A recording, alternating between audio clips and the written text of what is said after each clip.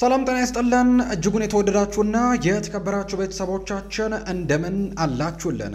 ዕለተ ሐሙስ ምሽት ላይ የዝውውር ጉዳዮችን ልናካፍላችሁ በሰዓታችን እነሆ ዳግም ተገናኝተናል። ስለምታደምጡን ስለምትከታተሉን እጅግ ከልብ አድርገን ነው የምናመሰግነው። የዝውውር ጉዳዮችን በስፋት የምናነሳበትን የዛሬውን የዕለተ ሐሙስ የዝውውር ጉዳዮች ላይ ብቻ ትኩረት የምናደርግበትን ፕሮግራም ነው ይዘን የቀረብነው። ትልልቅ የዝውውር ጉዳዮችን እናነሳለን። ዛሬ ግን ሌላ የምናነሳው አንድ ርዕሰ ጉዳይ ይኖራል። ከዓለም ዋንጫው ጋር የተያዙ ጉዳዮችን እናነሳለን። ምክንያቱም ዛሬ የዓለም ዋንጫው እንግዲህ በርከት ያሉ ዓመታት ከ4 ዓመታት በኋላ የሚደረገውን የዓለም ዋንጫ ዛሬ ጅማሮን ያደርጋል። ሜክሲኮና እንዲሁ ደግሞ ሳውዝ አፍሪካ በሚያደርጉት ጨዋታ ነው። ምሽት 4 ሰዓት ላይ በሚደረገው ጨዋታ የዘንድሮ የዓለም ዋንጫ ጅማሮን እንደሚያደርግ ይታወቃልና ከዓለም ዋንጫው ጋር በተያዙም ሰፋ ያሉ ጉዳዮችን እናነሳለን።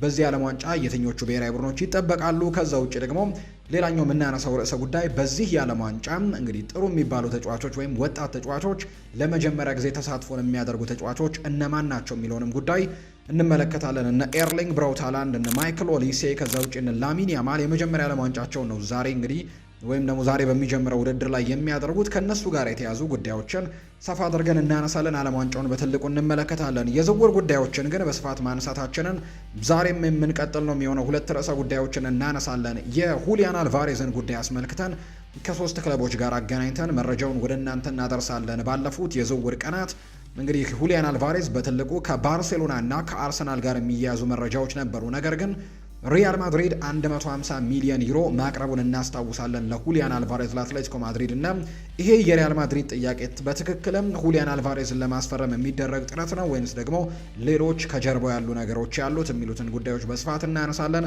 እንዲሁ ደግሞ ፍሎሬንቲኖ ፔሬዝ የፕሬዝደንትነት ምርጫ ቅስቀሳ ላይ በነበሩበት ጊዜ 150 ሚሊዮን ዩሮ አውጥቼም ቀጣዩን ጋላክቲኮ ተጫዋች አመጣለሁ ያሉት በእርግጥስ ወይም በትክክል ሁሊያን አልቫሬዝ ነው ወይስ ደግሞ ሌሎች ተጫዋቾችን አሁንም መመልከታቸውን ይቀጥላሉ ወይ የሚሉ ጥያቄዎች በትልቁ ይነሳሉና እነሱን ጉዳዮች እያነሳን ቆይታን እናደርጋለን።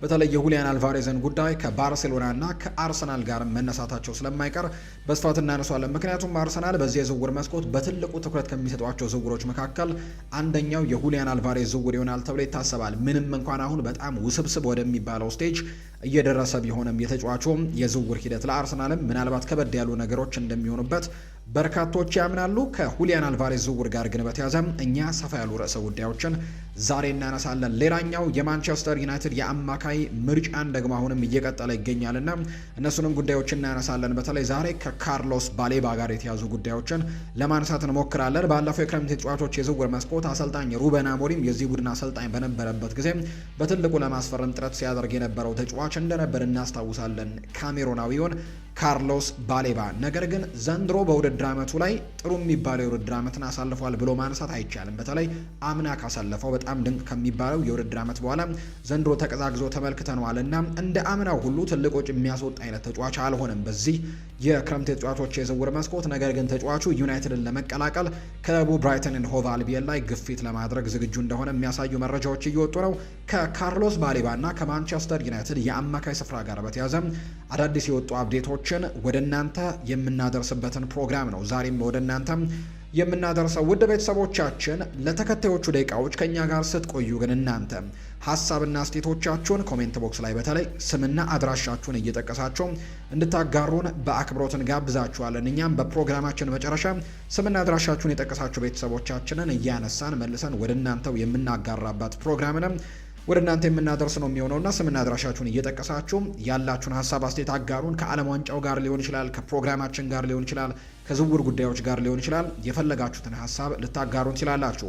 እንዲሁ እኛን ማበረታታት የምትፈልጉ ይህንን ቪዲዮ ሁላችሁም ላይክ እያደረጋችሁ ጀምሩት። ከዛ ውጭ ደግሞ ለቻናላችን አዲስ ከሆናችሁ ሰብስክራይብ እያደረጋችሁ ጠዋትና ማታ የምንለቃቸውን ስፖርታዊ ጉዳዮች እንዲደርሳችሁ እንድታደርጉ በአክብሮት ነው የምንጋብዘው። ሰሞኑን በነበሩን ፕሮግራሞች ላይ አንዳንድ ቤተሰቦቻችን የሰጡንን ሀሳብ አስተያየት እንመልከት። ከነዚህ መካከል አንደኛው አለማየሁ የተባለ ቤተሰባችን ነው። ከነቀምት እንደላከልን ነግሮናል። ዩናይትድ ምን አይነት ተጫዋች ነው የሚያመጣው? ሁሉም እሱ የፈለጋቸው ተጫዋቾች በጣም ዋጋቸው ከባድ እየሆነ ነው። ነገር ግን እንደኔ የዌስትሃም ዩናይትዱን ማቲዮስ ፈርናንዴስን ቢያመጣው እላለሁ ብሎናል። አለማየሁ ከነቀምት የላከልን ሀሳብ ነው። እጅግ ከልብ አድርገን እናመሰግናለን። ሌላኛው ስለ ማንቸስተር ሲቲ በደንብ ንገረን፣ ተከታታይ ነኝ፣ ጀሚል እባላለሁ፣ ከድሬዳዋ ነኝ፣ አድናቂ ነኝ ብሎኛል። ከልብ አድርጌ ያመሰግናለሁ። ከማንቸስተር ሲቲ ጋር በተያዘ ሰሞኑን አንድ ፕሮግራም አንስተንላችሁ ነበር። ከአጠቃላይ የማንቸስተር ሲቲ የዚህ የክረምት ተጫዋቾች የዝውውር መስኮት እቅዶቻቸው ጋር ወይም የሚያስፈርሟቸው ተጫዋቾችና ሊለቋቸው ስለሚችሉ ተጫዋቾች ሰፋ ያሉ ማብራሪያዎችን ሰሞኑን በነበረው ፕሮግራማችን ላይ አንስተንላችሁ ነበር። በዚህ የክረምት ተጫዋቾች የዝውውር መስኮት ምናልባት ከማንቸስተር ሲቲ እና እንግዲህ የሄስኮ ግቫርዲዮል ጉዳይ የተረጋገጠ ጉዳይ የለውም። እንግዲህ በክለቡ ሊቆይ የሚችልበት እድሉ እንዳለ ሆኖ ግን የመልቀቅ እድሎችም እንዳሉት የሚያሳዩ መረጃዎች ያሉ፣ ነገር ግን ይለቃሉ ተብሎ የሚጠበቁት እነ ናታን አኬ፣ ጄምስ ትራፎርድ፣ ቲያኒ ራይንደርስ፣ ከዛ ውጪም ሪኮ ሉዊስ እንዲሁ ማቴዮ ኮቫቺች፣ ኒኮ ጎንዛሌስ ከዛ ውጪ ኦማር ማርሙሽን ጨምሮ በጣም ሊለቁ የሚችሉ በርከት ያሉ ተጫዋቾች እንዳሉ ሰምተናል። ከዛ ውጪ ግን በዛ ቦታ ደግሞ ሊተኳቸው የሚችሏቸው በርከት ያሉ አማራጮችን እየተመለከቱ ነው። በጣም በትልቁ ግን ኤሊዮት አንደርሰንን ለማስፈረም ጥረቶችን እያደረጉ እንዳለ እየሰማን ነው እና እነዚህን ጉዳዮች በስፋት አንስተናል ከማንቸስተር ሲቲ ጋር በነበረን ፕሮግራማችን ላይ። ሌላኛው ቤተሰባችን ሀሳቡን የላከልን መሳይ ፍቃዱ የተባለ ቤተሰባችን ነው። ከደቡብ አፍሪካ ነው። ፉአድ ውዱ ሰው እስኪ አንድ ቀን ስለ አርሰናል አስደስተን። እኔ በበኩሌም አንደኛ ፈራሚ የሚያደርገው ሞርጋን ሮጀርስ ቢሆን ደስ ይለኛል ሲል ሀሳቡን ሰጥቶናል። ከልብ አድርገን እናመሰግናለን። የዝውውር አዳዲስ አፕዴቶች ሲኖሩ እኛም ተከታትለን ወደ እናንተ ማቅረባችንን የምንቀጥል ነው የሚሆነው። ሰላም ፏዴ፣ ማንቸስተር ዩናይትድ ዘንድሮ ከምንጊዜውም በላይ በዝውውር ሪከርድ ይሰብራል ብዬ አስባለሁ።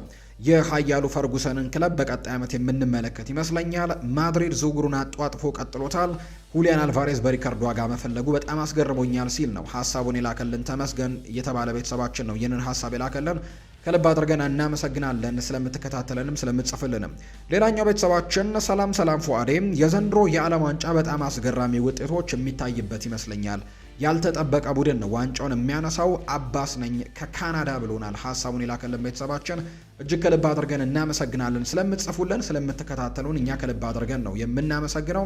እንዲሁ ደግሞ የእናንተን የውድ ቤተሰቦቻችን ሀሳብ አስተያየትም በቀጣይ ፕሮግራሞቻችን ላይ በምታነሱልንም ወደ እናንተ መልሰን የምናደርስ ነው የሚሆነውና ስምና አድራሻችሁን እየጠቀሳችሁ አሁንም ያላችሁን ሀሳብ እንታጋሩን በአክብሮት እንጋብዛለን። ትናንትና አንድ ፖልን በዩቲዩብ ቻናላችን ላይ አስቀምጠንላችሁ ነበር። የአዲስ ስፖርት ቤተሰቦች በዛሬው ዕለት የሚጀምረውን የዓለም ዋንጫ የማን ደጋፊ ናችሁ ብለን አስቀምጠንላችሁ ነበር እና በርካታ ግምቶች የተሰጡት ወይም ደግሞ በርካታ የአዲስ ስፖርት ቤተሰቦች የፖርቱጋል ደጋፊዎች እንደሆኑ ገልጸውልናል። በርከት ያሉ ቮቶችን አድርጋችኋል። ከነዛ መካከል 57 በመቶ የሚሆኑ ቤተሰቦች ወይም የኛ ቤተሰቦች የፖርቱጋል ብሔራዊ ቡድን ደጋፊ እንደሆኑ ገልጸውልናል። ከዛ ውጭ ደግሞ ሁለተኛ ደረጃ ላይ የተቀመጠው 19 በመቶን የያዘው የእንግሊዝ ብሔራዊ ቡድን ነው። ከዛ ውጭ አርጀንቲና 14 በመቶ ይዛለች። ከዛ ውጭ ፈረንሳይ 9 በመቶ በመያዝም ተከታትለው የተቀመጡ እንደሆነ ተመልክተናል። በዚህ ቪዲዮ ኮሜንት ቦክስ ስርም የዛሬ የሚጀምረውን የዓለም ዋንጫ በተመለከተ የማን ደጋፊ ናችሁ?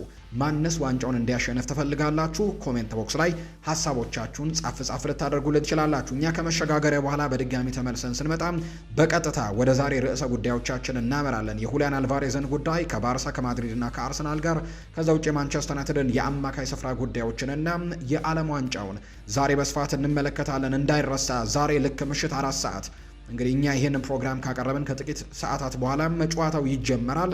ሜክሲኮና ሳውዝ አፍሪካ የሚያደርጉት ጨዋታ ነው። የመጀመሪያው የዘንድሮ የካናዳ የአሜሪካና የሜክሲኮ በጣምራ ለሶስቱ የሚያዘጋጁት የዓለም ዋንጫን የመክፈቻ ጨዋታ የሚሆነው። ከነዚህ ጨዋታዎች ጋር አያይዘን ሰፋ ያሉ ጉዳዮችን እናነሳለን። እስከ ፕሮግራማችን ፍጻሜ አብራችሁኝ ልትቆዩ በአክብሮት ጋብዛለሁ። ፉአድ ባህሩ ከመላው የስቱዲዮ ባለሙያዎች ጋር ይህንን ፕሮግራም ወደ እናንተ እናደርሳለን። ከመሸጋገሪያ በኋላ ተመልሰን እንገናኛለን። አብራችሁኝ ቆዩ።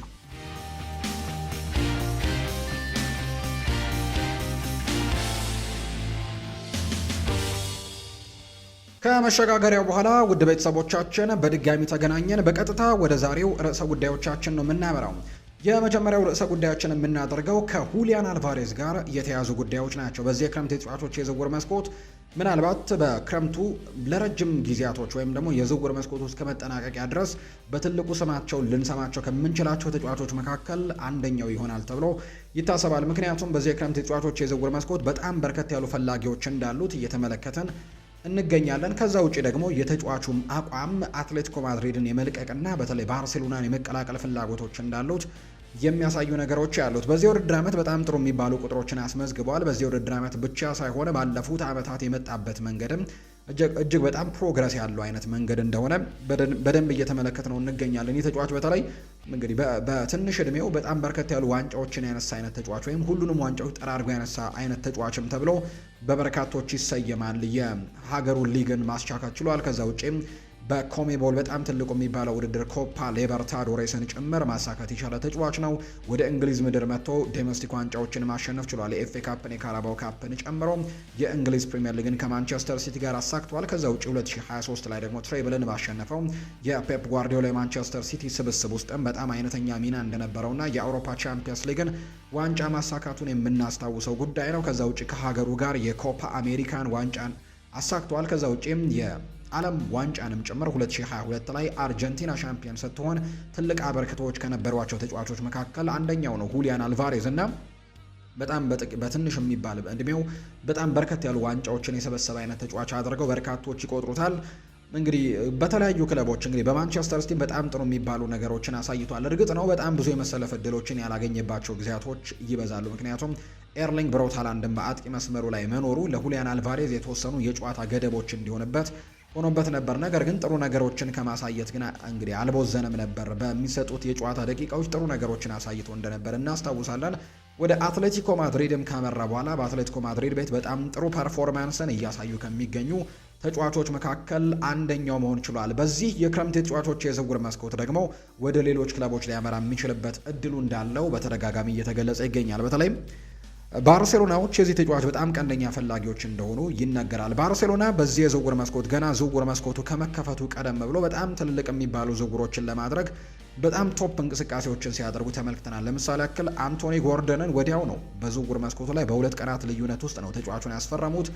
ከዛ ውጭ ደግሞ ሁሊያን አልቫሬዝን ደግሞ በቀጣዮቹ ቀናቶች ላይ ጥያቄ አቅርበው እንደነበር እናስታውሳለን። ምንም እንኳን የአትሌቲኮ ማድሪድ ምላሽ ለባርሴሎና የሚያበሳጭ እንደነበር ቢነገርም ነገር ግን ባርሴሎና እስከ 100 ሚሊዮን ዩሮ አካባቢ ጭምር ለዚህ ተጫዋች ጥያቄዎችን ማቅረባቸው ይነገራል ከአትሌቲኮ ማድሪድ ጋር በነበረው ጉዳይ ላይ። ነገር ግን የአትሌቲኮ ማድሪድ ምላሽ ግን አሁንም ቢሆን በፌዝ እና በሳቅ መልክ ነው ምላሾቻቸውን እየሰጡ የሚገኙት።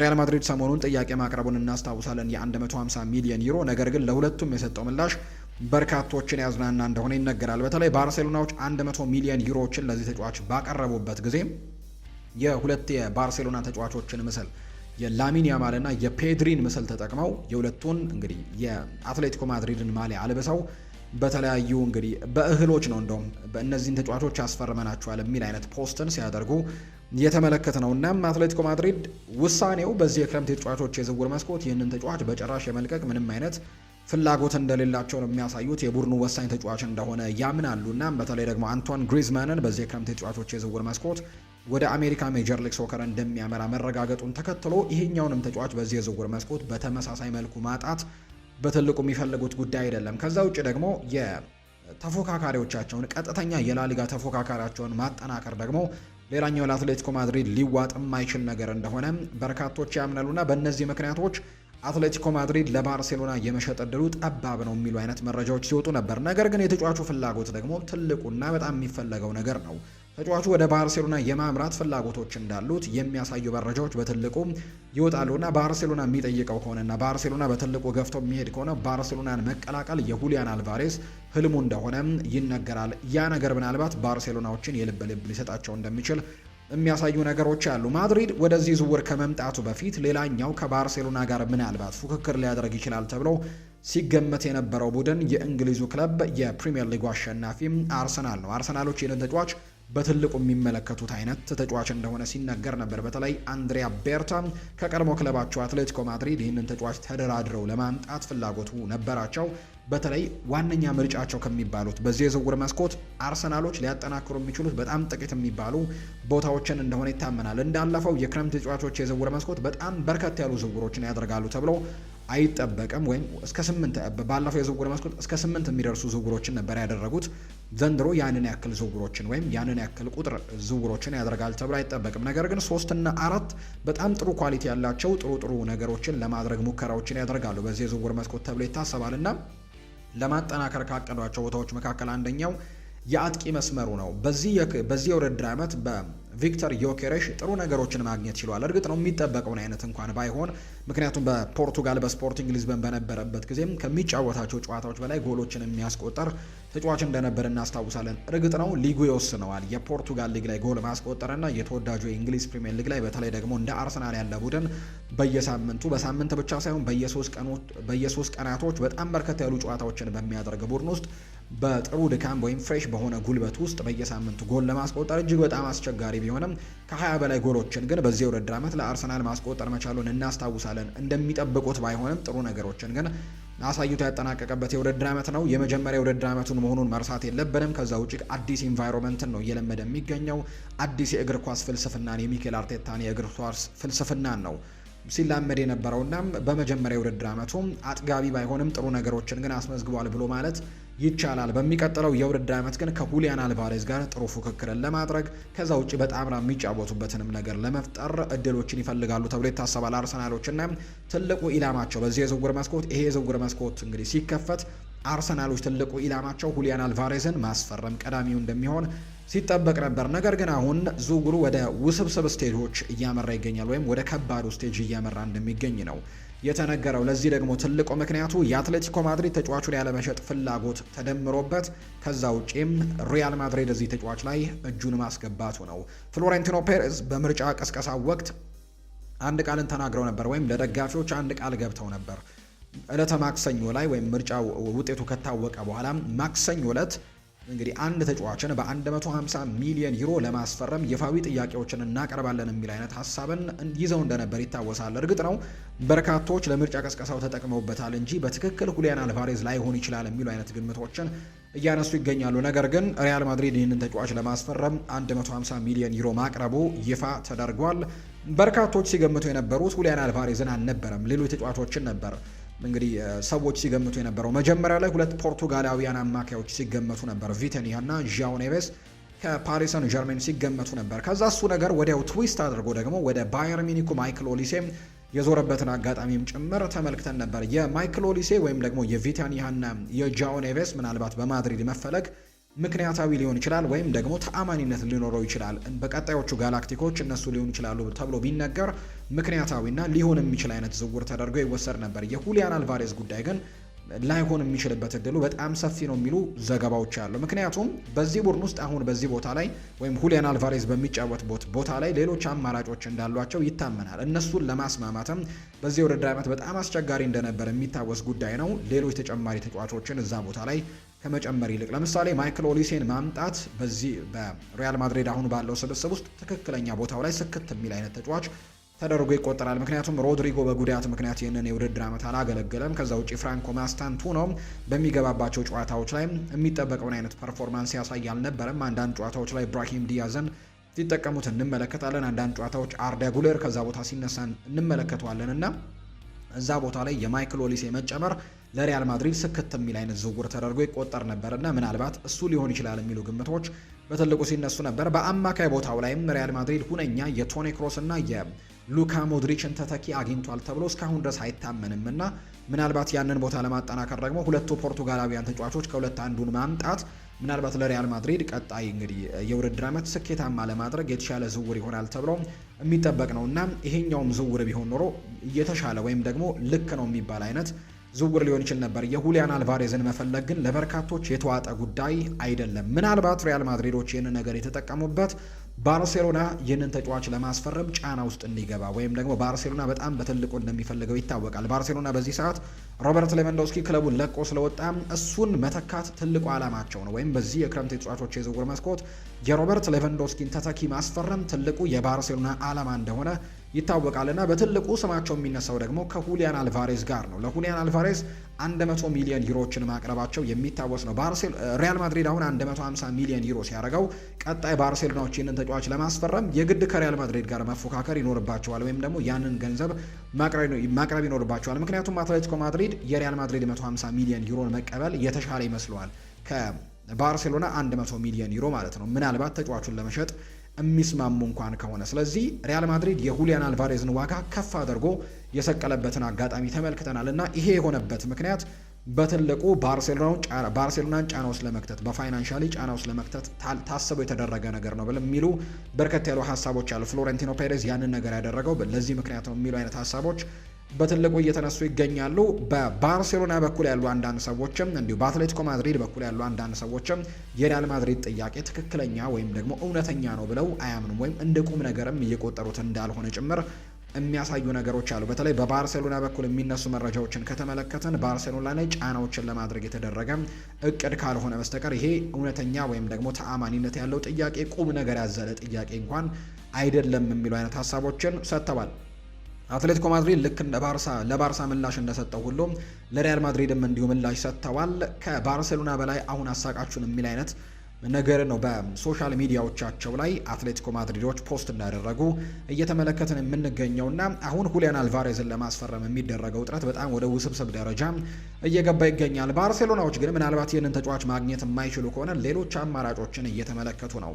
ከዚህ በፊት ከሁሊያን አልቫሬዝ ጋር ጎን ለጎን የቼልሲውን ዣኦ ፔድሮን የማስፈረም አንዳንድ እቅዶች እንደነበራቸው ሲነገር እንደነበር እናስታውሳለን። ምናልባት እሱን ተጫዋች በድጋሚ ለማስፈረም ጥያቄዎችን ሊያቀርቡ የሚችሉበት እድል ወይም ደግሞ እንቅስቃሴዎችን ሊያደርጉ የሚችልበት እድሉ ይኖር ይሆናል። ከዛ ውጭ ግን ሌላኛው ዓላማቸው ይሆናል ተብሎ የሚታሰበው ደግሞ የተጫዋቾች ሽግሽግን ነው። በተለይ አንቶኒ ጎርደን አሁን በዝውውር መስኮቱ ላይ ወደ ባርሴሎና መምጣቱ ይታወሳል። ከዛ ውጪ ራፊኒያም በዚህ ቡድን ውስጥ ይገኛልና ላሚን ያማልን የአጥቂ ተጫዋች አድርገው ለመጠቀም ፍላጎቶች እንዳላቸው የሚያሳዩ መረጃዎችን ትላንትና ዘ አትሌቲክ የተባለው የመረጃ ምንጭ ይፋ ሲያደርግ ነበርና ምናልባት የዚህ ተጫዋች ዝውውር ካልተሳካላቸው ወይም ደግሞ የሁሊያን አልቫሬዝ ዝውውር ካልተሳካላቸው ሌሎች ተጫዋቾችን ለማስፈረም ጥረቶችን ያደርጋሉ። ያ ካልሆነ ግን ላሚን ያማልን በአጥቂ መስመርነት ለመጠቀም ጥረቶችን የሚያደርጉበት እድሉ እንዳላቸው ነው እየተነገረ የሚገኘው። የሪያል ማድሪድን ፍላጎት ደግሞ እንግዲህ ሌሎች ተጫዋቾችን እንዳያዘዋውሩ ወይም ሁሊያን አልቫሬዝን እንዳያዘዋውሩ ለማድረግ የታለበ ሊሆን እንደሚችል ይታመናል። ታዲያም ሪያል ማድሪድ ሁሊያን አልቫሬዝ ነው ወይ ትክክለኛው ቀጣዩ ጋላክቲኮ አድርገው ለማስፈረም የሚሞክሩ ተጫዋች የሚለው ጥያቄ አሁንም መጠየቁን ቀጥሏል። እንዳልኳችሁ ከሁሊያን አልቫሬዝ ጋር በተያያዘ የሚነሱ ጉዳዮች ስላሉ አሁንም ቢሆን ማይክል ኦሊሴን በትልቁ ሊመለከቱበት የሚችልበት እድሉ እንዳለ የሚያሳዩ መረጃዎችን በትልቁ እየተመለከትን ነው። ሪያል ማድሪድ ጋር በተያያዘ አሁንም ቢሆን ሙሉ ለሙሉ እንዳልወሰኑ የባየር ሚኒክ ምላሽ እንዳለ ሆኖ ባየር ሚኒኮች ይህንን ተጫዋች የሚለቁበት እድል በጣም ጠባብ እንደሆነ በተደጋጋሚ እየተገለጸ ቢሆንም ነገር ግን አሁንም ቢሆን ሪያል ማድሪዶች ማይክል ኦሊሴን ለማስፈረም ጥረቶችን ማድረጋቸውን እንደሚቀጥሉ የሚያሳዩ ዘገባዎችን ነው በትልቁ እየተመለከትን የምንገኘውና ምናልባት ቀጣዩ ጋላክቲኮ ሊሆን ይችላል ተብሎ የሚታሰበው ተጫዋች ማይክል ኦሊሴ ሊሆን እንደሚችል እየተነገረ ነው። እርግጥ ነው ሪያል ማድሪዶች ቀጣዩ ጋላክቲኮ ብለው ያሰቡትና 150 ሚሊዮን ዩሮ እንደሚያቀርቡ የተነገረው ሁሊያን አልቫሬዝ መሆኑን ይፋ ቢያደርጉም ነገር ግን የመረጃ ምንጮች ግን አሁንም ቢሆን ማይክል ኦሊሴን ለማስፈረም ሪያል ማድሪድ እንቅስቃሴ ያደርጋል ብለው እንደሚገምቱ ነው እየተገለጸ የሚገኘው። አርሰናልም የሁሊያን አልቫሬዝ ፈላጊ ነበርና ወደ ሌሎች ተጫዋቾችም ዝውውሩን ለማድረግ እንቅስቃሴዎችን ሊያደርግ የሚችልበት እድል በጣም ሰፊ ይሆናል ተብሎ ይታሰባል። በዚህ የውድድር ዓመት ሁሊያን አልቫሬዝ የተለያዩ ቁጥሮችን እንመልከት።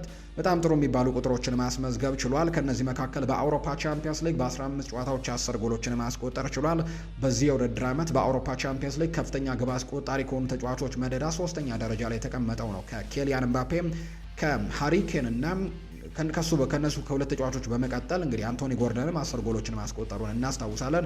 ከዛ ውጭ ግን ሁሊያን አልቫሬዝም በዚህ የዘንድሮ የውድድር ዓመት በአውሮፓ ቻምፒየንስ ሊግ ላይ 10 ጎሎችን ማስቆጠር የቻለ ተጫዋች ነው። ከዛ ውጭ 5 አሲስቶችን በዘንድሮ የአውሮፓ ቻምፒየንስ ሊግ ውድድር ላይ አድርጓል። በ15 ጨዋታዎች 15 የግብ ተሳትፎችን ነው ዘንድሮ በአውሮፓ ቻምፒየንስ ሊግ ላይ ያደረገው። በላሊጋው በአንጻሩ ከነበሩት 38 ጨዋታዎች 29ን ነው የተጫወተው። 8 ጎሎችን አስቆጥሮ 4 አሲስቶችን ያደረገበት አጋጣሚ አለ። በጣም ጥሩ የሚባሉ ቁጥሮችን ያስመዘገበ ተጫዋች እንደሆነ የተመለከትነው። ከሁሊያን አልቫሬዝ ጋር ያሉ ጉዳዮች እነዚህ ነው የሚመስሉት። ሌላኛው የካርሎስ ባሌባን ጉዳይ ነው የምንመለከተው።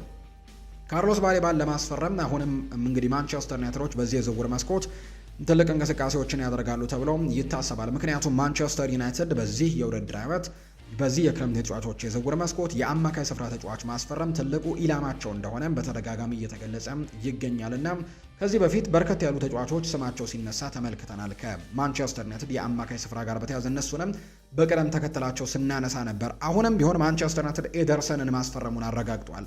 ከዛ በመቀጠል ግን ምናልባት ቅድሚያ እጩ አድርገው የሚመለከቷቸው ተጫዋቾች አሉ። እነ ኤሊዮት አንደርሰን፣ ከዛ ውጪ እነ ማቴዎስ ፈርናንዴስ የማንቸስተር ዩናይትድ ቀጣይ ኢላማዎች ይሆናሉ ተብሎ ይታሰባል። ነገር ግን በዝርዝሩ ውስጥ ግን የካርሎስ ባሌባ ስምም ምንም እንኳን ዝቅ ያለ ደረጃ ላይ ቢሆንም ካርሎስ ባሌባም አሁንም በማንቸስተር ዩናይትድ ከሚፈለጉ ተጫዋቾች መካከል አንደኛው ተደርጎ ይቆጠራል። ምናልባት ሌሎቹን ተጫዋቾች ከማግኘት ይልቅ ይህንን ተጫዋች የማግኘት ጥሩ እድል ይኖራቸዋል ተብሎ ይታሰባል። በተመጣጣኝ ዋጋ ማቴዎስ ፈርናንዴስ የመልቀቅ እድሉ ከዌስትሃም ዩናይትድ በጣም ትልቅ ነው። ነገር ግን ዋጋውን ይቀንሱታል ብሎ ማሰብ ግን በጣም ከባድ ሊሆን ይችላል ተብሎ ይታመናል። ምክንያቱም እንግዲህ ዌስትሃም ዩናይትድ ከዚህ ተጫዋች ጥሩ ትርፎችን ማግኘት ይፈልጋሉ። ከዚህ በፊት ይህንን ተጫዋች አምና ከሳውዝሃምፕተን ነበር ያስፈረሙትና ለዛ ዝውውር 42 ሚሊዮን ፓውንድ አካባቢ አውጥተዋል።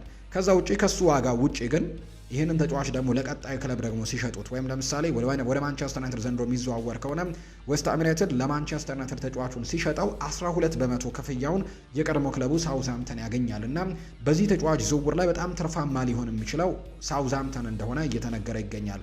በዛ ምክንያት ነው ዌስትሃም ዩናይትዶች ተለቅ ያለ ትርፍን እንዲያገኙ በማሰብ ያዘዋወሩበት 42 ሚሊዮን ፓውንድ አለ። ከዛ ውጭ ደግሞ ከቀጣዩ ሽያጭ ላይ 12%ን ለሳውዝሃምፕተን ስለሚሸጡ እንግዲህ እነዚህን ወጪዎቻቸውን እንግዲህ በደንብ አመዛዝነው ነው ትልቅ ትርፍን ለማግኘት እስከ 80 እና 85 ሚሊዮን ፓውንድ እዚህ ተጫዋች ላይ እንደለጠፉ የሚነገረው። ነገር ግን የዝውውር መስኮቱ ወደ መጨረሻው እየቀረበ ሲመጣ ግን ዌስትሃም ዩናይትድ ጫና ውስጥ መግባቱ የሚቀር አይመስልም። ምክንያቱም ወደ ሻምፒዮንሺፕ ወርደዋል።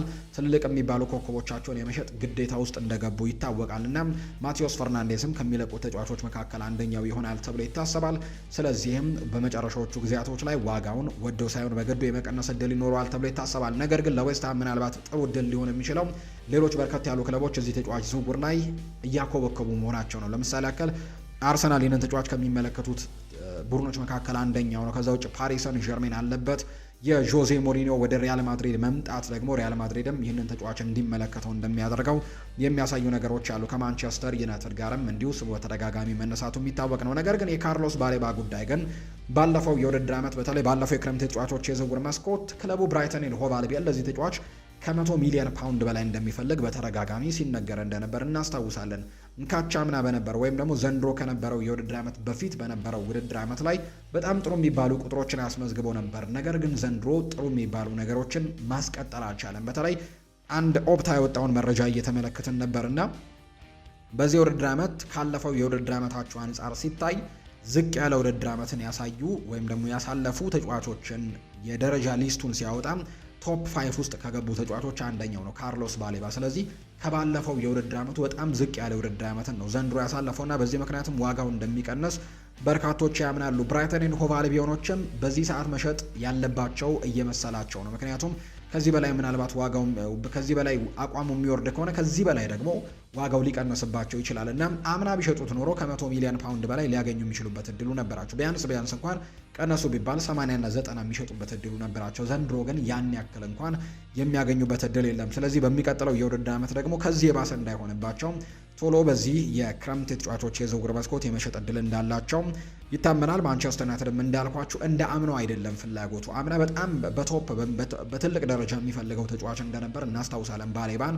ነገር ግን በዚህ የክረምት ተጫዋቾች የዝውውር መስኮት ግን ሌሎች አማራጮቻቸውን ካጡ ነው ወደ ካርሎስ ባሌባ ዝውውር እንደሚገቡ የሚታመነው። ተጫዋቹ ግን ወደ ማንቸስተር ዩናይትድ ለማምራት በጣም ትልቅ ፍላጎት አለው ተብሏል። ሰሞኑን የሚወጡ መረጃዎች የሚያሳዩት የካሜሮን ብሔራዊ ቡድን የቡድን አጋሮቹን እነ ብሪያን ኤምቤሞን ከዛ ውጭ እነ አንድሬ ኦናናን ጭምር ስለ ማንቸስተር ዩናይትድ እየጠየቃቸው እንደሆነ እንዴት ማድረግ እንዳለበት እየጠየቃቸው እንደሆነ የሚያሳዩ ሪፖርቶች ሰሞኑን ታማኝ የሚባሉት እነዛ አትሌቲክ ይፋ ያደረጉት መረጃ ያሳያል። ከዛ ውጪ ብራይተን ኤንድ ሆቭ አልቢዮን ላይም ጫና ማድረግ ካለበትም ጫና ለማድረግ ዝግጁ እንደሆነ ጭምር የሚያሳዩ መረጃዎች ናቸው የወጡት። ቶሎ እንዲለቁት ጫና ሊያደርግ የሚችልበት እድሉ እንዳለ ይታመናል። ስለዚህ ማንቸስተር ዩናይትድ ምናልባት ተመጣጣኝ ዋጋን ያለው ተጫዋችን ማስፈረም የሚፈልግ ከሆነና በዚህ የዝውውር መስኮት ደግሞ ፍቃደኛ የሆነ ተጫዋች ወደ ማንቸስተር ዩናይትድ ለመምጣት ፍቃደኛ የሆነ ተጫዋችን ልክ እንደ ብሪያን ኤምቤሞ የማድረግ እቅድ አለው። ብሪያን ኤምቤሞ እንደምታስታውሱት አምና በነበረው የዝውውር መስኮት ወደ ማንቸስተር ዩናይትድ ሲመጣ ከብሬንትፈርድ ማለት ነው ማንቸስተር ዩናይትድን ብቻ እንደሚፈልግ አስረግጦ ተናግሮ ነበር። ሌሎች በጣም በርከት ያሉ ክለቦች ትንሽ ከፍም ያለ ገንዘቦችን ጭምር አቅርበው ለማስፈረም ጥረቶችን አድርገው ነበር። ነገር ግን የሱ ውሳኔ አንድና አንድ ብቻ ነበር፣ ማንቸስተር ዩናይትድን መቀላቀል ነው የምፈልገው የሚል አይነት ምላሾችን መስጠቱን ተከትሎ በጣም ረጅም ጊዜያቶችን ወስዷል ብሪያን ኤምቤሞን ለማስፈረም። ነገር ግን የተጫዋቹ ጽናት ማንቸስተር ዩናይትድን ለመቀላቀል የነበረው ፍላጎት ይሄ ተጫዋች ወደ ማንቸስተር እንዲመጣ መጨረሻም ስኬታማ እንዲሆን አድርጎት እንደነበር ይታወሳል። እና ካርሎስ ባሌባም ያንን የሀገሩን ልጅ የብሪያን ኤምቤሞን መንገድ ለመከተል ፍላጎቶች እንዳሉት የሚያሳዩ ነገሮች ያሉትና ምናልባት ካርሎስ ባሌባ በዚህ የክረምት ተጫዋቾች የዝውውር መስኮት ወደ ማንቸስተር የመምጣት ጥሩ እድል ካላቸው ተጫዋቾች መካከል አንደኛው ይሆናል ተብሎ ይታሰባል። እንድታሰምሩልበት የምፈልገው ጉዳይ ግን ዩናይትዶች ሌሎች ቅድሚያ የሚሰጧቸው ጉዳዮች እንዳሉ ይታመናል። አሰልጣኝ ማይክል ካሪክ ሰሞኑን በነበረው አንድ የመረጃ ተቋም ይፋ ባደረገው መረጃ ላይ በዚህ የክረምት ተጫዋቾች የዝውውር መስኮት በጣም ጥሩ የአማካይ ስፍራ ጥምረትን ነው የሚፈልገው። በተለይ ምሳሌ አድርጎ የሚያያቸው የፓሪስ ሰን ዠርሜን የአማካይ ስፍራ የፋቢያን ሩይስ የቪታኒያና የጃኦ ኔቬስን ጥምረት እንደ ምሳሌነት ይጠቅሰዋል። ለክለቡ የበላይ አመራሮች ለነ ክሪስቶፈር ቪቬል የዝውውር ጉዳዮችን ለሚመለከታቸው የበላይ አመራሮችም በሚያስረዳበት ሰዓት ዩናይትድ በሚቀጥለው የውድድር ዓመት በጣም ጥሩ የአማካይ ስፍራ ጥምረትን እንደሚፈልግና ያንን ደግሞ እንደ ምሳሌ መጠቀምም እንደሚፈልግ በጣም ጥሩ ነገሩን የሚፈልገው በአማካይ ስፍራ ላይ ትልልቅ ተጫዋቾች እንዲመጡለት እንደሚፈልግ ይፋ አድርጓል። ካርሎስ ባሌባም እንዲሁ እንዳለ ሆኖ ሌሎቹም ግን እንዳልኳቸው እነ ማቲያስ ፈርናንዴስን በትልቁ በዩናይትድ ዝርዝር ውስጥ ያሉ ናቸው። ኤሊዮት አንደርሰን ላይም እስካሁን ምንም ተስፋ የቆረጡት ነገር የለም። ማንቸስተር ሲቲ ቅርብ እንደሆነ ቢነገርም ዩናይትድ አሁንም ቢሆን ግን በዚህ ተጫዋች ላይ ምንም አይነት ተስፋ የመቁረጥ ስሜት እንደማይታይበት የሚያሳዩ መረጃዎች ናቸው ያሉት። በቀጣይ ቀናት ደግሞ አዳዲስ አፕዴቶች ሲወጡ ከዝውውር ጉዳዮች ጋር ከማንቸስተር ዩናይትድ የአማካይ ስፍራ ጋር በተያያዘ ሰፋ አድርገን መልሰን ወደ እናንተ የምናደርስላችሁ ነው የሚሆነው።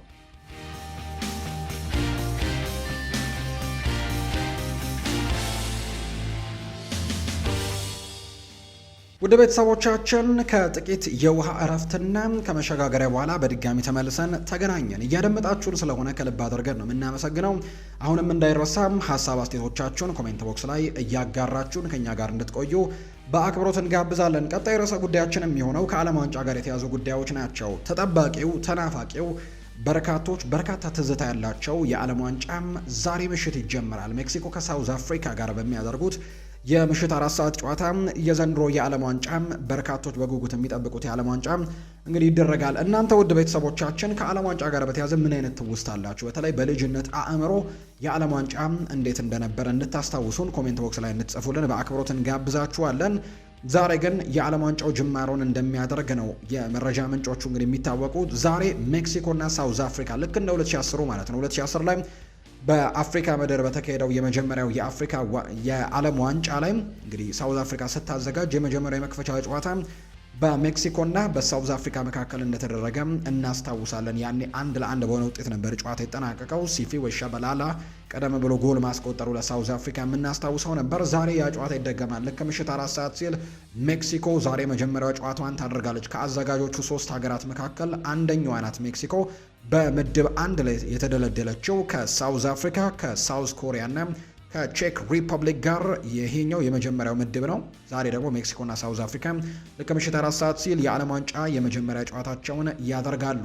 በአጠቃላይ 1 ወር ከ8 ወይ ከ9 ቀን አካባቢ በሚቆየው የዚህ የዓለም ዋንጫ ላይ በርካቶች በጉጉት የሚጠብቋቸው ርዕሰ ጉዳዮች አሉ። የዘንድሮ የዓለም ዋንጫ ማን ነው አሸናፊ የሚሆነው የሚለው ጉዳይ በርካቶች በጉጉት ይጠብቁታል። በተለይ ለበርካታ ትልቅ ለሚባሉ ከዋክብቶች ምናልባት የመጨረሻው የዓለም ዋንጫ ሊሆን እንደሚችል ይታመናል። እርግጥ ነው ክሪስቲያኖ ሮናልዶን ጨምሮ ሊዮኔል ሜሲ እንዲሁ ሉካ ሞድሪች እንግዲህ ወደ 40 ዓመታቸው የሞሉና እንዲሁ ደግሞ ወደ 40 ዓመት የተጠጉ ተጫዋቾች ለምሳሌ ያክል ሮናልዶ ወደ 41 ዓመት መግባቱን እናስታውሳለን። ሊዮኔል ሜሲም ወደ 40ዎቹ እየተጠጋ ነው።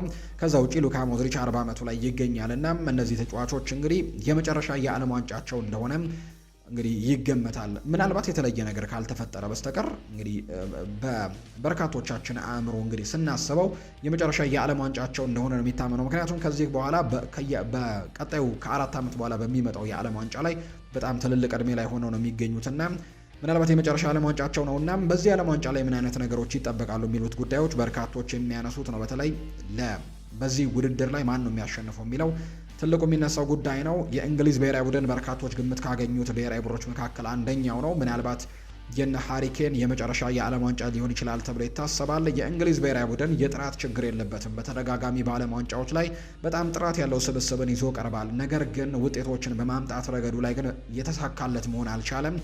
በተለይ ደግሞ አሁን አሰልጣኝ ቶማስ ቱሄልን ቀጥሯል። ጀርመናዊው አሰልጣኝ ዘንድሮ በዓለም ዋንጫው ላይ ለእንግሊዝ ብሔራዊ ቡድን ምን ያክል ያሳካል የሚለውን ጉዳይ በርካቶች በጉጉት ይጠብቁታል። እንግዲህ ጋሪ ኔቭል አንድ ሀሳብን ሰጥቶ ነበር። የእንግሊዝ ብሔራዊ ቡድን የጥራት ችግር የለበትም። ሁሌም ወደ ዓለም ዋንጫውም ይሁን ወደ ሌሎች ቶርናመንቶችም ስናመራ ዋንጫውን እናሸንፋለን ብለን ነው የምንሄደው። ነገር ግን ምንም ነገር ሳንይዝና ሳናሳካ ነው ለረጅም ዓመታት የመጣ ነው።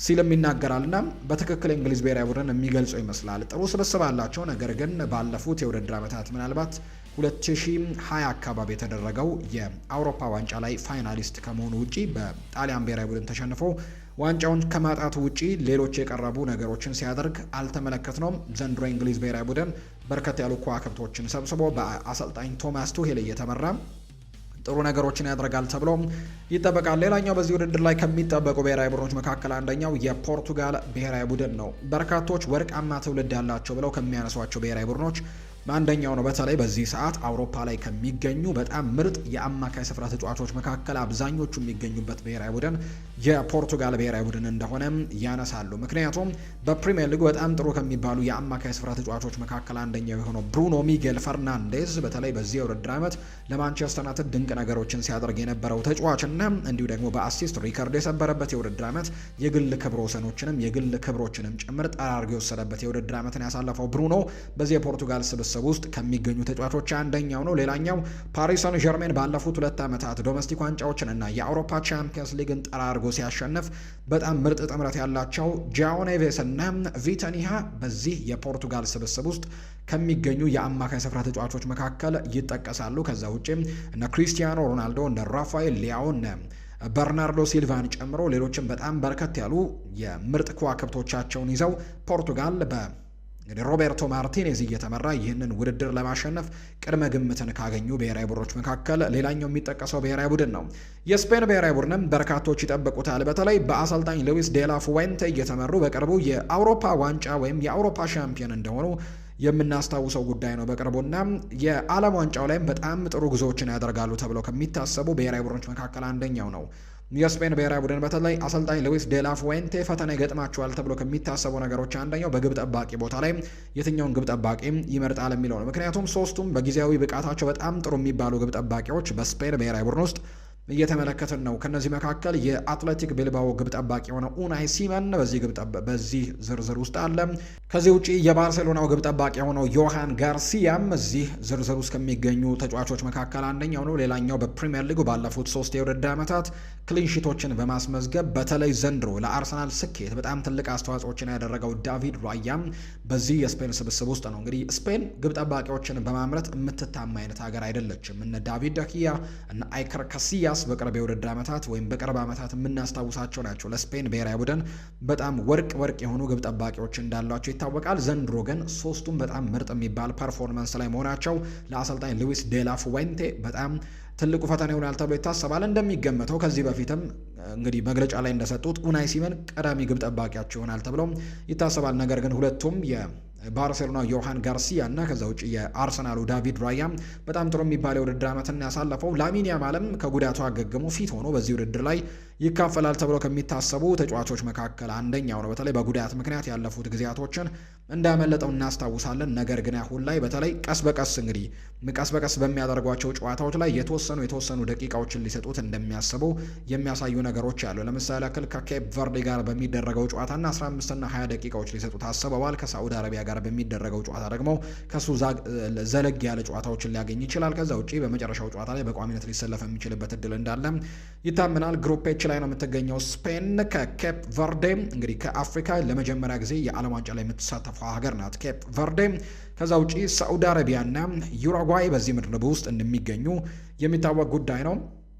ስፔንም በዚህ ዓለም ዋንጫ ላይ በጣም ከሚጠበቁ ብሔራዊ ቡድኖች መካከል ይሆናሉ ተብሎ ይታሰባል። የ2022 የዛሬ 4 ዓመቱን የዓለም ዋንጫ ያሸነፈችው አርጀንቲና ዘንድሮም በጣም በትልቅ ግምት ከሚሰጣቸው ብሔራዊ ቡድኖች መካከል አንደኛዋ ናት። ሊዮኔል ሜሲ ሰሞኑን አንድ ቃለ ምልልስን አድርጎ ነበር። ለአርጀንቲናውያን ደጋፊዎች ቃል ገብቷል። በድጋሚ አንገታችሁን አናስደፋችሁም፣ አሁንም ይህንን ቃል እገባላችኋለሁ ሲል ተናግሯል። ከዚህ በፊት በነበረው የዓለም ዋንጫ ላይ አንገታችሁን አናስደፋችሁም ብለን እንዳላደረግነው ወይም ደግሞ ጥሩ ውጤት ይዘን እንደመጣን ይለኛል ወይም እናስታውሳለን።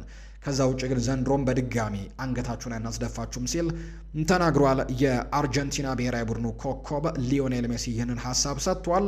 ከዛ ውጪ የብሔራዊ ቡድኑ አሰልጣኝ የሆነው ሊዮኔል ስካሎኒ በአንጻሩ የዘንድሮን የዓለም ዋንጫ ለማሸነፍ ትንሽ ከበድ ሊል ይችላል የሚል አይነት ሀሳብን መስጠቱን እናስታውሳለን። እንግዲህ በዚህ ብሔራዊ ቡድን ውስጥ በርካቶች በጉጉት የሚጠብቋቸው በተለይ ለረጅም ጊዜያቶች አብረው የዘለቁ ተጫዋቾች ናቸው ዘንድሮም በዚህ ስብስብ ውስጥ የተካተቱትና አርጀንቲናም ዋንጫውን ያሸንፋሉ ተብለው ከሚጠበቁ ብሔራዊ ቡድኖች መካከል የሚጠቀሰው ብሔራዊ ቡድን ነው። አርጀንቲና ግሩፕ ጄ ላይ ነው የምትገኘው ከአልጄሪያ፣ ከኦስትሪያ እና ከጆርዳን ጋር በአንድ ምድብ ውስጥ ትገኛለች። የመጀመሪያው ጨዋታ ደግሞ ከአልጄሪያ ብሔራዊ ቡድን ጋር የሚደረግ ጨዋታ እንደሆነ የሚታወቅ ጉዳይ ነው። ሌላኛው ፈረንሳይ በጣም ወርቃማ የሚባል ስብስብን ይዛ ነው ዘንድሮ ወደ ዓለም ዋንጫው ያመራቸው። በተለይ በማጥቃት መስመሩ ላይ በጣም በርከት ያሉ አማራጮችን ይዛ ዘንድሮ የዓለም ዋንጫው ላይ ትሳተፋለች። የ2022 ላይ ፋይናሊስት እንደነበረች እናስታውሳለን። በአቻ ውጤት አጠናቀው በፍጹም ቅጣት ምት ዋንጫውን እንዳጡ እናስታውሳለን። ኬሊያን ምባፔ ሃትሪክ የሰራበት ጨዋታ እንደነበረ የምናስታውሰው ነው። ከዛ በፊት በነበረው 2018 ላይ በነበረው ደግሞ ሻምፒዮን ነበረችና ዘንድሮም ያንን ጥሩ ጉዞዋን ለማስቀጠል ሙከራን ታደርጋለች ተብሎ ይታሰባል። በተለይ የነ ኦስማን ዴምቤሌ፣ የነ ማይክል ኦሊሴ፣ የነ ራያን ሸርኪ፣ የነ ኬሊያን ምባፔ፣ የነ ዴዜሬ ድዌ፣ ብራድሌ ባርኮላ በጣም ጥሩ የሚባል የማጥቃት ስብስብ እንዳላቸው ይታመናል። እንግዲህ ይሄ ስብስብ ምን አይነት ነገሮችን ዘንድሮ ያሳየናል? በዓለም ዋንጫው ላይ በርካቶች ይጠብቁታል። ሌላኛው የብራዚል ብሔራዊ ቡድንም እንዲሁ ከሚጠበቁት ብሔራዊ ቡድኖች መካከል አንደኛው ነው። ኔይማር ጁኒየር አሁንም በዚህ ስብስብ ውስጥ እንደተካተተ የሚታወቅ ጉዳይ ነው። ከዛ ውጭ ግን ኔይማር ጁኒየር በጉዳት ምክንያት ያለፉትን ቀናት ከብራዚል ብሔራዊ ቡድን ጋር ዝግጅት እንዳላደረገ ይታወቃል። ነገር ግን በመጀመሪያው ከሞሮኮ ጋር በሚደረገው ጨዋታ ላይ ግን ወደ ሜዳ ሊመለስ የሚችልበት እድል እንዳለ ነው የብራዚል እግር ኳስ ፌዴሬሽን ይፋ ያደረገው። ካርሎ አንቸሎቲ ያንን ነገር ተናግረዋል። ካርሎ አንቸሎቲ ዘንድሮ ብራዚልን ምን አይነት ነገሮች እንዲያሳኩ ያደርጋል?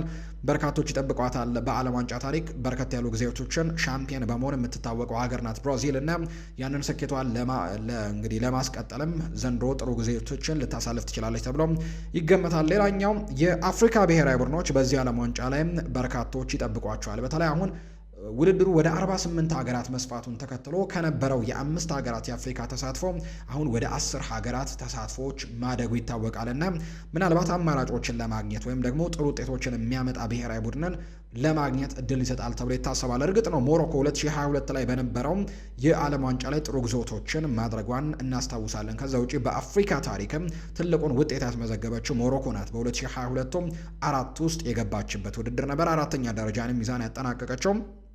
እንግዲህ ያ ውድድር በተለይ ስፔንና ፖርቱጋልን ጥላ ያለፈችበትን አጋጣሚ በርካቶች ያስታውሱታልና ዘንድሮስ የአፍሪካ ተሳታፊ ሀገራት ምን አይነት ነገሮችን ያሳያሉ? በርካቶች ይጠብቁታል። በተለይ የሴኔጋል ብሔራዊ ቡድን የአፍሪካም ሻምፒዮን ስለነበር ያው ጭቅጭቆች እንዳሉት ይታወቃል። ወይም ደግሞ የተረጋገጠ ነገር የለውም፣ ገና ካስ ጋር የሄደ ጉዳይ ነው። ነገር ግን ሴኔጋል ሻምፒዮን እንደነበረች ይታወሳል እና ሴኔጋል በዚህ ውድድር ላይ ትጠበቃለች። የአፍሪካ ሻምፒዮኗ እንግዲህ ምናልባት ጠንከር ባለው ምድብ ላይ እንዳለች በርካቶች ያነሳሉ። ወይም ደግሞ በዚህ ዓለም ዋንጫ ላይ እኔ በግሌ ከማነሳቸው በጣም ጠንከር ካሉ ምድቦች ውስጥ አንዱ ምድብ ውስጥ ነው የምትገኘው። ወይም ደግሞ እኔ በዚህ ውድድር ውስጥ ካየኋቸው ወይም ከተመለከትኳቸው ምድቦች ምናልባት ጠንከር ያለው ምድብ ይሆናል ብዬ አስባለሁ። ግሩፕ አይ ላይ ነው የምትገኘው። ፈረንሳይ፣ ሴኔጋል፣ ኖርዌይ እና ኢራቅ እዚህ ምድብ ውስጥ የሚገኙ ሀገራቶች ናቸው። ፈረንሳይ ጠንካራ ስብስብ እንዳላት ይታመናል። ሴኔጋልም ከአፍሪካ ምናልባት ጥሩ ጉዞቶችን ዘንድሮ ታደርጋለች ተብሎ ከሚጠበቁ ብሔራዊ ቡድኖች መካከል አንደኛው ነው። የኖርዌይ ብሔራዊ ቡድን አንደር ኤስቲሜት የሚደረግ አይነት ቡድን አይደለም። ምክንያቱም እነ ኤርሊንግ ሃላንድን ከዛ ውጭ በጣም ሌሎች ከዋክብትና ማርቲን ኦዴጋርድን ጨምሮ በጣም ሌሎች ከዋክብት ተጫዋቾችን የያዘ ብሔራዊ ቡድን ነው። በማጣሪያው ላይ በጣም ጥሩ ጉዞዎችን በርከት ያሉ ጎሎችን እያስቆጠረ የመጣ ብሔራዊ ቡድን ነበርና በጣም ጠንካራ ውድድር ያደርጋል ተብሎ ይታሰባል። የኢራቅ ብሔራዊ ቡድንም በተለይ ሰሞኑን ከስፔን ጋር ባደረጉት በወዳጅነት ጨዋታ ላይ ያሳዩት ፐርፎርማንስ ደግሞ በጣም ጥሩ የነበረ ፐርፎርማንስን ማሳየት ችለዋል። ከስፔን ብሔራዊ ቡድን ጋር ያደረጉት ጨዋታና በዚህ ምድብ ውስጥ ምናልባት ሌላኛዋ ተፎካካሪ ትሆናለች ተብሎ የሚጠበቅ ሀገር ናትና የእናንተን የሞት ምድብ የትኛው እንደሆነ ልትጽፉልን ትችላላችሁ። እኔ ግን ምናልባት ግሩፕ አይ ትንሽ ጠንከር ያለ ምድብ ይመስለኛል። እዛ ምድብ ውስጥ ነው ሴኔጋል የምትገኘውና ትጠበቃለች። በዚህ ውድድር ላይ ጥሩ ጊዜያቶችንም ታሳልፋለች ተብሎ ይታሰባል። የነ ሳዲዮ ማኔ ሀገርና ዘንድሮ እንግዲህ አፍሪካውያን ሀገራትም በዚህ መልኩ ይጠበቃሉ ተብሎ ነው የሚታሰበው። 48 ሀገራት የሚሳተፉበት ወር ከ9 ቀን አካባቢ የሚቆየው ውድድር ዛሬ ጅማሮን ያደርጋል። ሜክሲኮና ሳውዝ አፍሪካ በሚያደርጉት ጨዋታ ዓለም ዋንጫው ግን የተወሰኑ ጥላዎች ያጠሉበት ይመስላል። አንዳንድ የማይታሰቡ ነገሮች ተፈጥረዋል። የስቴዲየም መግቢያ ትኬቶች በጣም ውድ እንደሆኑ በተደጋጋሚ እየተገለጸ ነው። ከዛ ውጭ ደግሞ የተለያዩ ነገሮችንም እየሰማን ነው። ከዝግጅቶች ጋር በተያያዘ ምናልባት የልምምድ ሜዳዎች አለመመቸት በተደጋጋሚ ሲነሳ ሰምተናል። የጃፓን ብሔራዊ ቡድን 2 ነው የልምምድ ሜዳን የቀየረው። ከዛ ውጭ የስዊዘርላንድ ብሔራዊ ቡድን ልምምድ በሚያደርጉበት ኤሪያ ላይ በጣም ከባባድ ነገሮች እንደነበሩ ይፋ ተደርጓል። እንግሊዝ እና ሌሎችም ሀገራት እነ ኔዘርላንድ ጭምር በነበሩበት አካባቢ ላይ የተለያዩ ሰው ሰራሽ ነገሮች የተፈጠሩበት ወይም ደግሞ ግጭቶች የተፈጠሩበት ነገርን ሰምተናል። ከዛ ውጭ ናቹራልም የመሬት መንቀጥቀጥም እንዲሁ የተመዘገበበትንም ነገር ሰምተናል። የተለያዩ ነገሮችን ብቻ ከዚህ ዓለም ዋንጫ ጋር እየሰማን ነው። አንዳንድ ሰዎችም ወደ ሀገሪቱ ወደ አሜሪካ እንዳይገባም ሲደረጉ የነበሩበትንም ጉዳይ ተመልክተናል። ሶማሊያዊውን ዳኛ የምናስታውሰው ነው። ከዛ ውጪ የተከለከሉ የአፍሪካ ጋዜጠኞችም እንዳሉ ጭምር እናነሳለንና በርከት ያሉ ጉዳዮች እየተፈጠሩ ነው። ብቻ ግን ዓለም ዋንጫው ከ4 ዓመት አንድ የሚመጣ ዓለም ዋንጫ ከመሆኑ ጋር በተያያዘ በርካቶች ይጠብቁታል። ለእኛ ሀገር ግን በጣም ትንሽ ከበድ ያለ ሰዓት ላይ ነው ጨዋታዎቹ የሚደረጉት። አብዛኞቹም ሌሊት ላይ የሚደረጉ መርሃ ግብሮች ናቸው ያሉት። ምክንያቱም የሰዓት አቆጣጠራችን የተለያየ ከመሆኑ ጋር በተያያዘ ለእኛ አብዛኞቹ ጨዋታዎች ሌሊት አካባቢ የሚደረጉ ናቸው። ሌሊት 5 ሰዓት፣ 7 ሰዓት፣ 10 ሰዓት እንዲሁ ጠዋትም የሚደረግ ጨዋታ ሁሉ እንዳለ ጭምር እየተመለከትን ነበርና ከበድ ያሉ ሰዓቶች ቢሆኑም ነገር ግን ዓለም ዋንጫ እንደመጠበቁ ግን በርካቶች ሊከታተሉት ይችላሉ ተብሎ ይታመናል። ሌላኛው የምናነሳው ጉዳይ የዘንድሮ የ2026 የዓለም ዋንጫ የመጀመሪያ ተሳትፏቸው የሆኑ አንዳንድ ከዋክብቶችን እንመልከት። ከነዚህ መካከል አንደኛው ኤርሊንግ ብራውት ሃላንድ ነው። የማንቸስተር ሲቲ ኮከብ ለሀገሩ ብሔራዊ ቡድን በጣም በርከት ያሉ ግቦችን በማስቆጠር ይታወቃል። ከሚጫወትበት ጨዋታዎች በላይ ግቦችን በማስቆጠር የሚታወቅ አይነት ተጫዋች ነው። በ49 ጨዋታዎች 55 ግቦችን አስቆጥሯል ለኖርዌይ ብሔራዊ ቡድን እና ነገር ግን ኖርዌይ ብሔራዊ ቡድን እንግዲህ ይህንን ውድድር ላይ ተካፍላም አታውቅም። ይህ ተጫዋች ሳይወለድ በፊት ነው፣ ወይም ኤርሊንግ ብራውት ሃላንድ እንኳን ሳይወለድ ነው በዓለም ዋንጫ ላይ ለመጨረሻ ጊዜ ተካፍላ የምታውቀው ከዛሬ 28 ዓመታት በፊት ነው ይህንን ነገር የተካፈለችው እና አሁን ከ28 ዓመታት በኋላ ምስጋና ለኮከቦቿ ይግባና ኖርዌይ ወደ ዓለም ዋንጫ ተመልሳለችና ይቺ የስካንዲቪያን ሀገር ዘንድሮ ጥሩ ግዛቶችን ታሳልፋለች ተብሎ ይታሰባል። ከነዛ መካከል ኤርሊንግ ብራውት ሃላንድ አንደኛው ነው። ኤርሊንግ ብራውት ሃላንድን ያነሳን እንጂ ኖርዌያውያን ተጫዋቾች ሌሎቹም ተሳትፎ አያውቁም ማለት ነው። ለምሳሌ ያክል ማርቲን ኦዴጋርድም የመጀመሪያው ተሳትፎ እንደሆነ ያው የታወቀ ጉዳይ ነው። ምክንያቱም ኖርዌይ ከዚህ በፊት ከ28 ዓመታት በፊት ነው የዓለም ዋንጫ ገብታ የምታውቀውና ሌላኛው ላሚን ያማልም ይነሳል። እንግዲህ ከዚህ በኋላ በሚኖረው እንግዲህ እግር ኳሳዊ ጉዳዮች ላይ የዓለምን ኮከብነት ይቆጣጠራሉ ተብለው ከሚታሰቡ ተጫዋቾች መካከል አንደኛው ነው። ይሄ የ18 ዓመት ተጫዋችና እንግዲህ በርካቶች በሚቀጥሉት ጊዜያቶች ላይ ምናልባት ባሎን ዶርን በተደጋጋሚ ጊዜ ያሸንፋል። ከዛ ውጭ ደግሞ ራሱን በደንብ ማቹር ማድረግ የሚችል ከሆነ ለረጅም ጊዜያቶችን በኮከብነት ይቀጥላል ተብለው ከሚታሰቡ ተጫዋቾች መካከል አንደኛው ነውና ይሄ እንግዲህ የስፔን ብሔራዊ ቡድንን ወክሎ ዘንድሮ ለመጀመሪያ ጊዜ ነው በዓለም ዋንጫው ላይ የምንመለከተው። ከዛሬም 4 ዓመት በፊት በነበረውና አርጀንቲና ባሸነፈችው ውድድር ላይ የ14 ዓመት ታዳጊ ነበር። ዘንድሮ ግን በ18 ዓመቱ የዓለም ዋንጫ ላይ ትልቅ ተሳትፎን ያደርጋል ተብሎ ይታሰባል። ሌላኛው ጀርመናዊው ፍሎሪያን ቬርትዝ በዚህ ውድድር ላይ የመጀመሪያ ተሳትፎን ነው የሚያደርገው። የ2022 ላይ በጉዳት ምክንያት በጀርመን ብሔራዊ ቡድን ስብስብ ውስጥ መካተት አልቻለም ነበር። እንግዲህ በተለይ ባለፈው የክረምት የተጫዋቾች የዝውውር መስኮት ውድ ገንዘብ ወጥቶበታል ተብለው ከተዘዋወሩ ወደ ሊቨርፑል ከተዘዋወሩ ተጫዋቾች መካከል አንደኛው ነው። በጣም ትልቅ ገንዘብን ወጥቶበት እንግዲህ ስኬታማ የሚባለው የውድድር ዓመትን በእንግሊዝ ፕሪሚየር ሊግ ማሳየት ባይችልም ወይም ደግሞ ወጣ ገባ አቋሞችን ቢያሳይም ለጀርመን ብሔራዊ ቡድን ግን በሚሰለፍባቸው ጨዋታዎች ሁሉ ወሳኝነቱን በተደጋጋሚም አሳይቷል ለዩሊያን ናግልስመን ቡድን እና ዘንድሮም በዚህ ዓለም ዋንጫ ላይ ከሚጠበቁ ተጫዋቾች መካከል አንደኛው ነው። ፍሎሪያን ቬርትስ የመጀመሪያ ተሳትፎን ያደርጋል። ሌላኛው ሉዊስ ዲያዝ ነው። ኮሎምቢያዊው ተጫዋች ውጤታማ የሚባለው የውድድር ዓመትን በጀርመኑ ክለብ ባየር ሚኒክ ዘንድሮ አሳልፈዋል። በጣም ጥሩ ጊዜያቶችን ነው በጀርመኑ ክለብ ያሳለፈው። በጣም በርከት ያሉ ግቦችን ማስቆጠሩን እናስታውሳለን። ወደ 26 ግቦችን ለባቫሪያኑ ክለብ ዘንድሮ በአጠቃላይ የውድድር ዓመታቶቹ ላይ አስቆጥረዋል። ከዛ ውጭ 19 አሲስቶችን ደግሞ ያደረገበት የውድድር ዓመት ነበርና በጣም በርከት ያሉ የግብ ተሳትፎችን ያደረገበት የውድድር ዓመት ነው። ኮሎምቢያም ከ8 ዓመታት በኋላ ነው ወይም ደግሞ ያለፈው የ2022 ዓለም ዋንጫ ላይ እንግዲህ አልነበረችምና ከዛ በኋላ ከ8 ዓመታት በኋላ ነው ዘንድሮ ተሳትፎን የምታደርገው። ሉዊስ ዲያዝም የመጀመሪያ ተሳትፎን ያደርጋል ተብሎ ይታሰባል። ሌላኛው በርካቶች በዚህ ዓለም ዋንጫ ላይ በትልቅ ጉጉት ከሚጠብቋቸው ተጫዋቾች መካከል ፈረንሳዊ ማይክል ኦሊሴ አንደኛው ነው። እሱም የመጀመሪያ ተሳትፎን ነው የሚያደርገው ዘንድሮ ለጀርመኑ ክለብ 25 ግቦችን አስቆጥሮ 28 አሲስቶችን ደግሞ በዚህ ውድድር ዓመት አሳልፈዋልና በጣም ጥሩ የሚባል ቁጥሮች ያሉት ተጫዋች ነው። በርካቶች ይጠብቁታል በዚህ ውድድር ላይ በተለይ ከዝውውር ጋርም በተያያዘ በጣም በትልቁ የሚነሳ ተጫዋች እንደሆነ ይታወቃልና በተለይ ለፈረንሳይ ብሔራዊ ቡድን ዘንድሮ የዲዲዬ ዴሾ ቡድን ከሚጠብቋቸው ተጫዋቾች አንደኛው ነው። በተለይ ሰሞኑን በነበረም አንድ የወዳጅነት ጨዋታ ላይ በጣም ምርጥ ጎሎችን አስቆጥሮ ሃትሪክ መስራቱን እናስታውሳለን እና ማይክል ኦሊሴ ዘንድሮ ለፈረንሳይ ብሔራዊ ቡድን ኮከብ ይሆናሉ ተብለው ከሚጠበቁ ተጫዋቾች አንደኛው ነው። ሌላኛው ጃኦ ኔቬስ ነው የምናነሳው። የፖርቱጋላዊው ተጫዋች እንግዲህ ዘንድሮ በዓለም ዋንጫው ሲሳተፍ ለመጀመሪያ ጊዜ ነው። በተለይ ለሮቤርቶ ማርቲኔዝ ቡድን በአማካይ ስፍራ ላይ በጣም ወሳኝ ተጫዋች ይሆናል ተብሎ ይታሰባል። ለፓሪስ ሰን ዠርሜን አምናና ዘንድሮ የአውሮፓ ቻምፒየንስ ሊግን እንዲያሸንፉ ትልቅ አበርክቶችን ከሰጡ ተጫዋቾች አንደኛው ነው ፖርቱጋላዊው ዣኦ ኔቬስ እና ዘንድሮ ደግሞ ለፖርቱጋል ብሔራዊ ቡድን በዓለም ዋንጫው ላይ በተለይ ቃለም ገብቷል። ክሪስቲያኖ ሮናልዶ ይህንን ዋንጫ ሳያሳካም ኬሪየሩን ማጠናቀቅ የለበትም፣ ይሄ የዓለም ዋንጫ ለሱ የምንለፋበት ነው ሲል ዣኦ ኔቬስ ተናግሯል። የ21 ዓመቱ ተጫዋች የመጀመሪያ የዓለም ዋንጫውን ዘንድሮ ያደርጋል ተብሎ ይታሰባል። ሌላኛው ኒኮ ፓዝ ነው። አንሄል ዲማሪያን ላጣው የአርጀንቲና ብሔራዊ ቡድን እሱን የሚተካላቸውን ተጫዋች አግኝተዋል። አንሄል ዲማሪያ ባለፈው የ2022 የካታር ዓለም ዋንጫ ላይ በጣም ትልቅ አበርክቶችን ወይም ትልቅ አስተዋጽኦችን ማድረጉን እናስታውሳለን። ነገር ግን በዚህኛው ስብስብ ውስጥ ግን የለም። ነገር ግን ኒኮ ፓዝ ያንን ቦታ በትክክል ይተኳል ተብሎ ይታሰባል። በሴስ ፋብሬጋስ የዘንድሮ የኮሞ ቡድን በጣም ድንቅ የውድድር ዓመትን ያሳለፈው ኮሞ እንግዲህ ጥሩ የሚባል ቡድንን ዘንድሮ አሳይቶናል። የጣሊያን ሴሪኤ ላይ አራተኛ ደረጃን ይዞ አጠናቀው በሚቀጥለው የውድድር ዓመት የአውሮፓ ቻምፒየንስ ሊግ ተሳታፊነቱንም ማግኘቱን የምናስታውሰው ጉዳይ ነውና በዛ ስብስብ ውስጥ ከሚነሱ ትልልቅ ከዋክብቶች ወይም በግንባር ቀደምትነት ከምናነሳቸው ተጫዋቾች መካከል አርጀንቲናዊው ኒኮ ፓዝ አንደኛው ነውና ዘንድሮ ለአርጀንቲና ብሔራዊ ቡድን ድንቅ ነገርን ያሳያል ተብሎ ይታሰባል። ስለዚህም በአርጀንቲና ብሔራዊ ቡድን የዓለም ዋንጫ ስብስብ ውስጥ ዘንድሮ የመጀመሪያ ተሳትፎን ያደርጋል። ሌላኛው የምናነሳው ጉዳይ የአፍሪካዊው ተጫዋች ኮት ዲቮራዊው ያን ዲያማንድም በትልቁ ይነሳል። በአረቢ ለብዚሽ ጥሩ የውድድር ዓመትን ማሳለፉን ተከትሎ በአውሮፓ ትልልቅ ክለቦች በሊቨርፑል እና በፓሪስ ሰን ዠርሜን ጭምር